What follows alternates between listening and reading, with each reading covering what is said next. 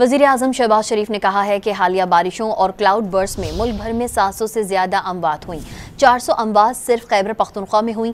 Rescue operation مکمل ہو چکا۔ جب تک بحالی اور تعمیر نو کا کام مکمل نہیں ہوتا چین سے نہیں بیٹھیں گے۔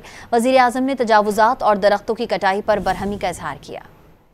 کے پی میں جو کلاؤڈ برسٹ ہوئے اور جو فلیش فلڈز آئے اس سے بے پناہ جانی نقصان ہوا ہے اور مالی نقصان ہوا ہے۔ وفاقی حکومت نے مل کر صوبائی حکومتوں سے بھرپور اس میں ہاتھ بٹایا ہے اور بھرپور خلوص کے ساتھ تعاون کیا ہے۔ اس مرتبہ ٹوٹل پاکستان میں 700 سے زیادہ اموات ہوئی ہیں اور صرف کے پی میں 400 سے زیادہ اموات ہوئی ہیں۔ کلائمیٹ چینج کی جو ذمہ داری ہے وہ بڑھ چکی ہے اور اس میں کوئی